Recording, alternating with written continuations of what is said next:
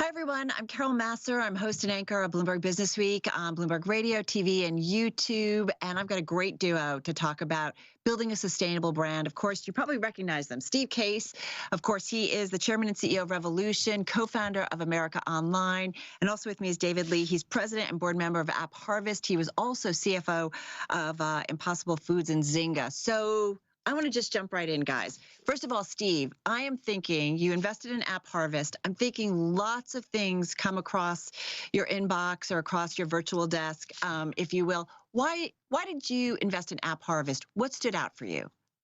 A bunch of things. So starting with the founder, Jonathan Webb, who basically came to our office here in Washington, D.C. about 4 years ago with a bunch of binders and what seemed like a crazy idea of building a significant ag tech company in Eastern Kentucky, kind of coal country, which had been decimated over the last several decades. But he had some experience working in the U.S. government, including what was happening in solar around the world, and also saw what was happening with agriculture in places like Europe, and said this can be done in the United States. This could be done in Eastern Kentucky. We can create hundreds of jobs there and also do it in a much more sustainable way, because that location in Eastern Kentucky is within, 70% of the U.S. population is within a 24-hour drive, and it uses 90% less water. So it was just an idea, really kind of on a napkin with some things from Europe showing what was possible in other places, but we were captivated by the idea, and that's now scaled to a pretty significant company. It was great when David joined as a board member and then as president to help really scale this company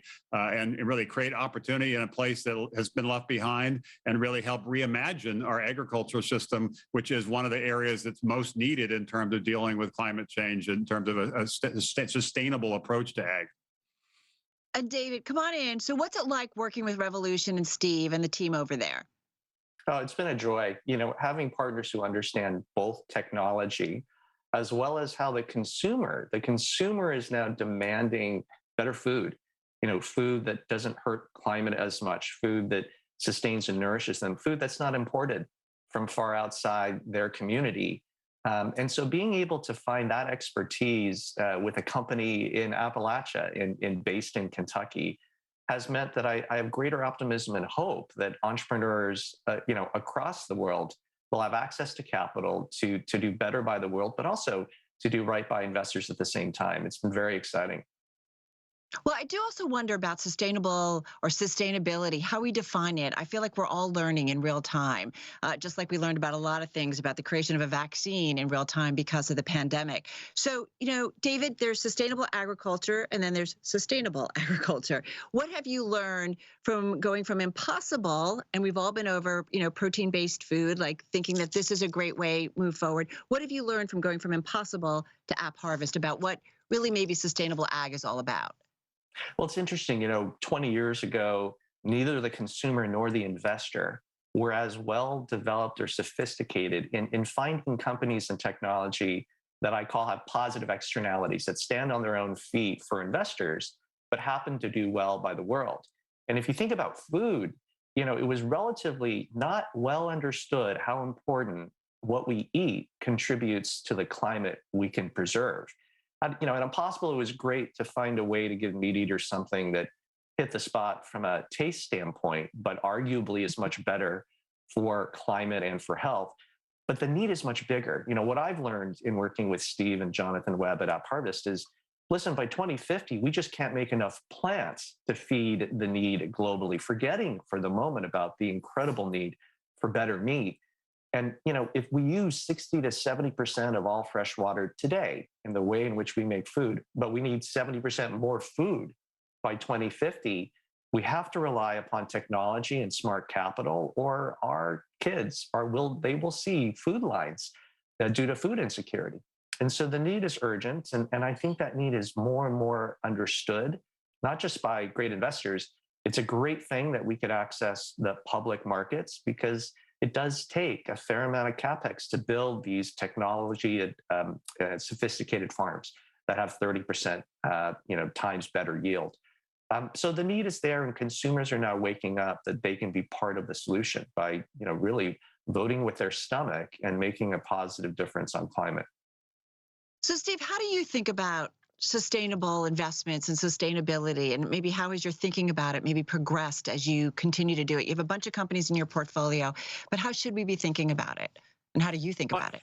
I think the broad trend in the last decade in terms of the growth and interest in sustainability in the last several years, a real acceleration of investment in ESG, I think bodes really well. I think the perception 10 or 15 years ago was this is sort of a good thing to do, but wasn't necessarily a profitable thing to do. That's clearly changed. Some of the most valuable companies now being created are focused on sustainability. AppHarvest obviously being one. We also backed Sweet Green. Recently went public with a very, very strong focus on sustainability and even a board committee focused on ESG. We also backed Temper Pack, which is trying to focus on sustainable packaging, rid the world of styrofoam, which is terrible for the environment, by using a better packaging. And a lot of big food companies like HelloFresh and Daily Harvest use it, as well as pharma companies. So it's identifying problems out there that need new solutions that are good business opportunities while also being much more sustainable in terms of what they're doing and the impact it will have on the planet. I think there's a rush to focus on these from the entrepreneurial sector, a rush to invest in these from obviously the investor sector, but also a rush from a customer standpoint, a consumer standpoint. They really want to do business with companies that care about the world and care about the planet and have a strategy and a real commitment to sustainability. Are we being smart enough as an investment base, Steve, to give companies time? AppHarvest, you went public this year. It's been, I would say, a volatile IPO market. But I do wonder, Steve, are we thinking about that balance between we need to be more sustainable as a world, right? Otherwise, there ain't going to be anything left. So are we understanding enough? Are we sophisticated enough as investors to understand that there's got to be a balance to let these companies grow, to make their investments, and maybe at the risk of short-term financial performance, but longer-term, this makes sense because it's got to be where the world goes. Yeah, every company is a little bit different, but you have to figure out what your time horizon is and make sure you're educating investors, whether you're a private company or a public company, on that.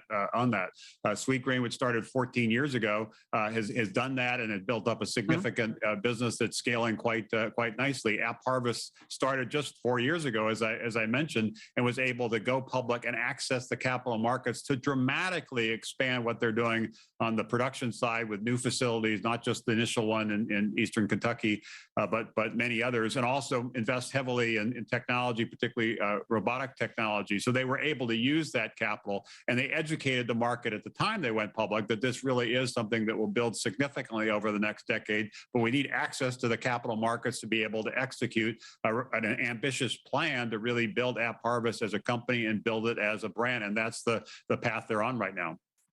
David, what is it like the conversations you're having with investors like Steve, with others, now that you're public, a public company, in terms of what they want to see, what kind of transparency they want to see, though, to understand, hey, this is a true sustainable investment?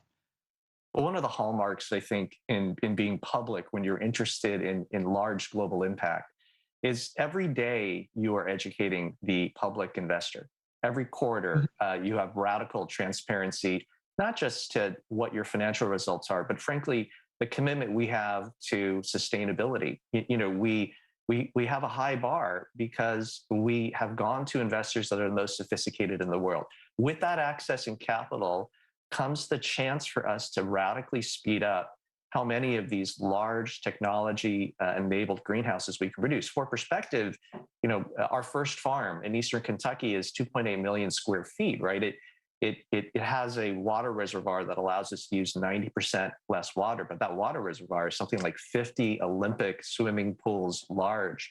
So the scale of the impact that, frankly, we need as a community means that we have to bear the radical bright light of being public.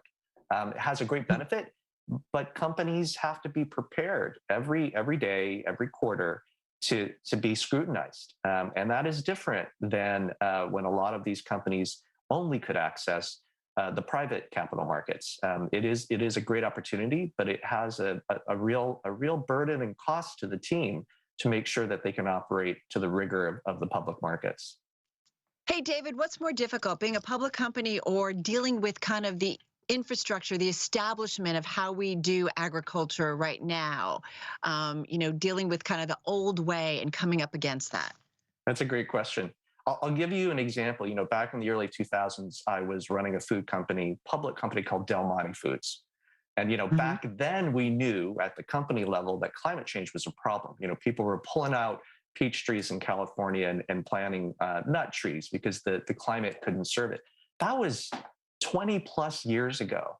And what I would say today, the answer to your question is that there's so much more awareness by the consumer who is really demanding better food. You see it in all the great brands and companies, Sweet Green that was mentioned already by Steve, but look at all the companies that have gone public in the last 10 years that are really dedicated to a better future for food. It's no longer the case that because consumers are demanding this, that staying in the shelter of being private is the easier answer.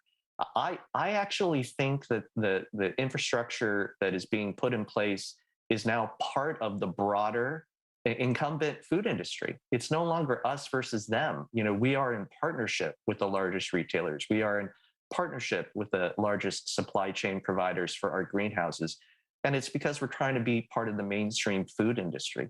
It's a big change from back in the day when I would largely ignore at Del Monte Foods some of these smaller, sustainably Mhm. minded entrepreneurs. It can't be ignored anymore because consumers and investors are really demanding it. And the other thing I'd Steve, add to what did that you? is we've Yeah. seen in the last decade a greater focus on sustainability and better access to the capital markets, whether they be at the private company level or the public company level. And that's actually made companies like AppHarvest possible. Early on, 10, 15 years ago, some of the initial investments in sustainability, climate tech, some other areas, a lot of those companies failed because they were big ideas that required significant capital and required a longer runway, a 10 plus year runway. And it was difficult for venture capitalists to back those companies. A lot of great ideas. Some were successful, like a Tesla, but many others struggled and many failed. So being able to access the capital markets so you can get the kind of capital you need to really run a kind of a moonshot play to build a significant, durable, kind of company is more possible today. And that's why you're seeing more breakout successes like AppHarvest and Sweet Green and so many others. Steve, what's the due diligence that you do, like on a company, to really say, all right, this to me has a strong, sustainable, they're building a sustainable brand. I really, they're in it, they're transparent. How deep do you have to go?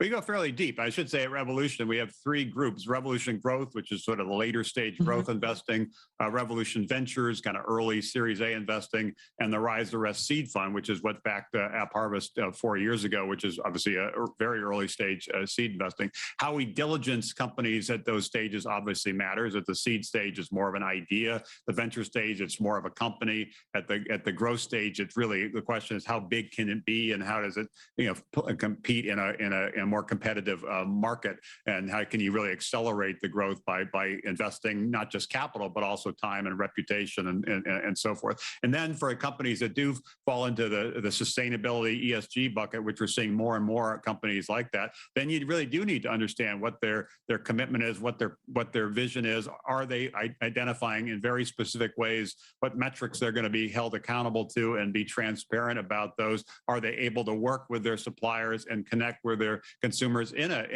authentic kind of way? So it does require an additional level of diligence to really make sure the companies you're backing aren't just talking a good game, but actually committed to executing that game. I think about things too that kind of move our mind meld and our mind thinking process or thought process. Coming out of COP and COP 20, coming out of COP 26.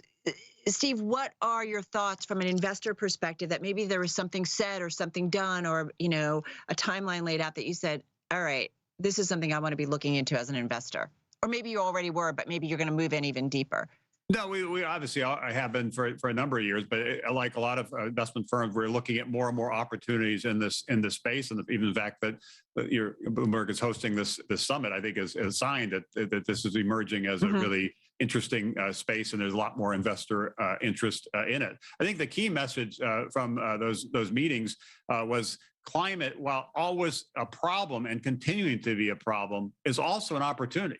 And people who just viewed it 10 years ago or 20 years ago as a problem now see it. There's also an opportunity to back some of these companies and really have system-wide kind of a change in industries. As David said at the beginning, what's interesting about agriculture and a company like AppHarvest, it's focused on taking a very important sector of our lives and a very large sector of our economy and innovating to make it more sustainable. At the same time, because of the connection with food, it's long been said, you are what you eat. That has a direct impact on healthcare, which is another obviously huge industry and a lot of challenges associated with healthcare, while also having a positive impact on climate and being part of the sustainability revolution. So it really was kind of the trifecta. The core focus was on better, healthier food. And creating jobs in a place like Eastern Kentucky, while also having a direct impact on improving health outcomes, lowering healthcare costs for this country and other countries, and being a positive kind of part of the solution around sustainability. So that's why a company like AppHarvest really kind of became something so exciting to back. Yeah, it's pretty significant that it ticks so many key boxes, if you will, more than ticking the boxes, actually moving the needle on it. What about your thoughts, David, coming out of COP from an ag tech perspective? Anything that kind of came, that a light bulb went off or something, and you're like, wait. Absolutely. We've come a long way. This latest climate summit and treaty reflect that. I remember the first one. I think it was based in Paris years ago, and just explaining to the most sustainably minded entrepreneurs, investors, folks in the public sector that animal agriculture contributed, almost as much, or some would argue more, to the emissions for climate change than all forms of transportation combined. And yet at that first summit, I heard the story that everyone tucked into a lovely steak dinner at the end of it. When you now look at the conversations happening globally, what you're seeing is that people are not just thinking about sustainability as the avoidance of harm. Let's not invest in X, Y, and Z. They're looking at creating new forms of industry that can financially sustain themselves, that have a big impact on climate. One of the things at AppHarvest that we're working very hard to do is to give this part of the country that's been overlooked, that kind of went through the difficulty of a coal mining demise, access to living wage and jobs, to give careers. We have these container farms in Eastern Kentucky. To see the light in the eyes of high schoolers who see a career path for Appalachia to be the headquarters of sustainable ag, we hope one day, is a big part of our story of ESG. It's not just about climate. It's not just about health. It's about empowering communities to be able to sustain real effort to do well and to do good. Well, and I think about this, Steve, pre-pandemic, right? Your bus tours and going out into communities. And I think David brings up a really good point. We think about climate a lot, and very important, no doubt about it. But I mean, we also need to, especially at a time when we're talking so much about the gap between those who have and those who do not. I mean, it just gets worse and worse. We need to be thinking about the impact companies are also having on workers.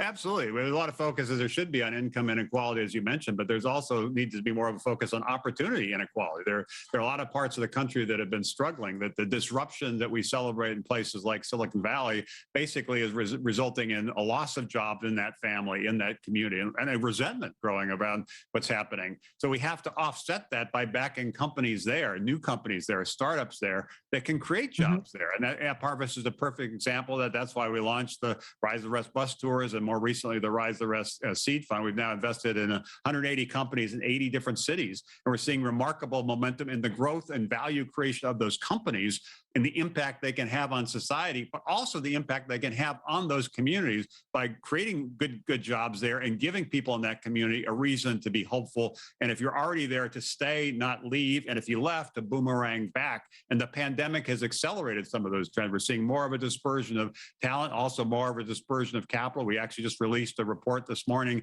in conjunction with PitchBook. You can get on our revolution.com site that was titled Beyond Silicon Valley. And there's some remarkable trends in terms of what's happened just in the last 10 years in terms of more capital flowing to these cities, more venture firms starting in these cities. And we're seeing much more breakout successes like AppHarvest. Yeah, and I think the story, over the next decade will not just be about Silicon Valley. It will be about all these different rising cities, dozens of them, not just a few, that are going to create some of the breakout companies of tomorrow, including the ones that understand the importance of sustainability and the process, level the playing field in terms of jobs and opportunity and hope all across the country. Just quickly, a minute left, 30 seconds each. David, what advice would you give to a sustainability startup? My advice would be is to really focus on the consumer. Consumerism can be a powerful force of adoption. It's not just good enough to create a good technology and have great investors. Thankfully, we had Steve. You have to create a go-to-market strategy where consumers demand a change, that they create their future by their choice. We're trying to do that at AppHarvest, steady, step by step, but we have a long ways to go. Steve, your advice. Pick a battle worth fighting, a mountain worth climbing, something that is important to society, that is important to the world, and then build a team. And entrepreneurship is really a team sport to tackle that and understand that the innovations in ag tech, in healthcare, in so many other sectors are going to require more of an understanding of policy because these are regulated sectors and you should understand that, lean into that, and respect that. And also will require partnerships. These are not businesses like apps of the internet second wave where you drop it in the app store and you hope it takes off virally. These require systems level change, system level thinking, and partnerships and policy are critical, which is why that's always been the focus at Revolution.